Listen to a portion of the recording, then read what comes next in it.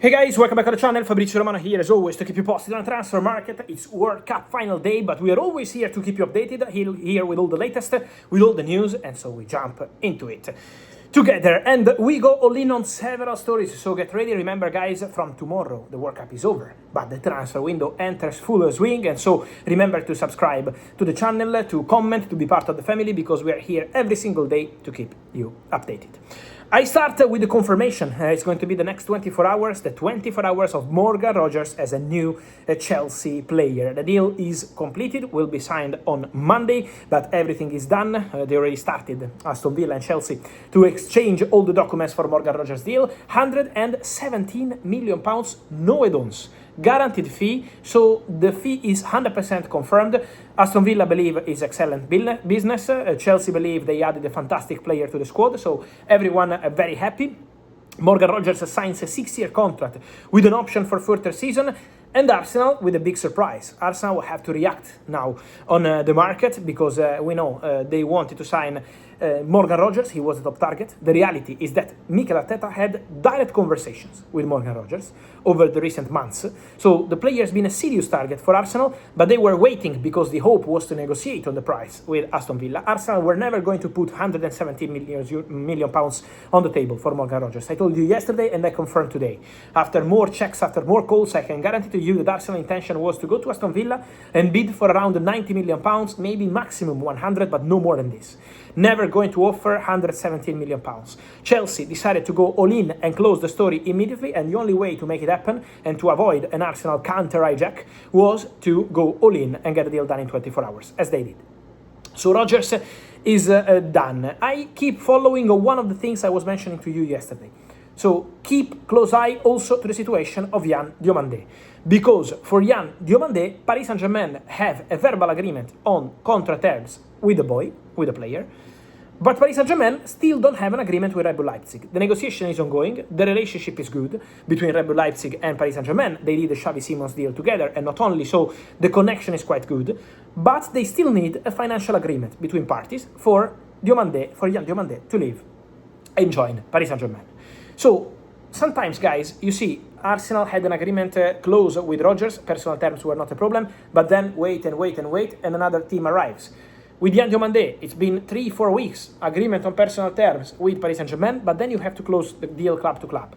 It's on PSG now to close this agreement.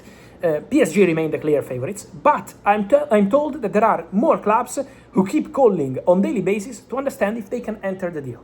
Arsenal did this over the recent days.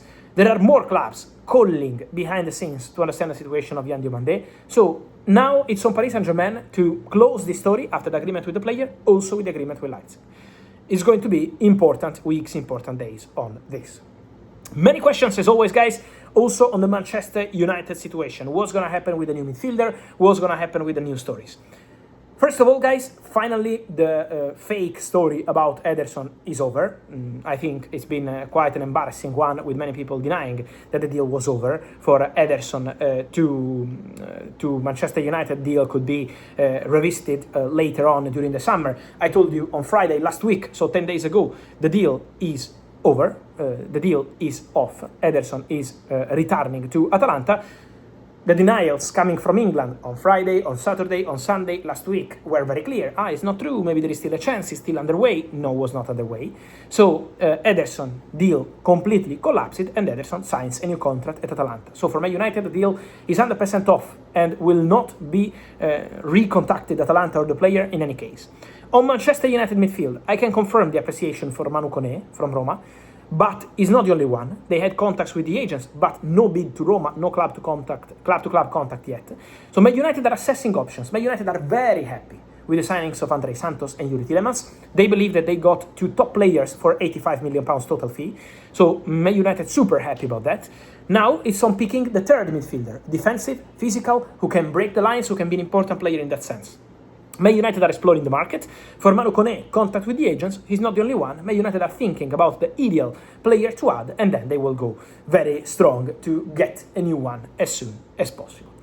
Then, guys, I also wanted to mention, on the other side of Manchester, the Rodri situation. Rodri's been fantastic at the World Cup with Spain. The real Rodri, the Ballon d'Or living Rodri, finally back.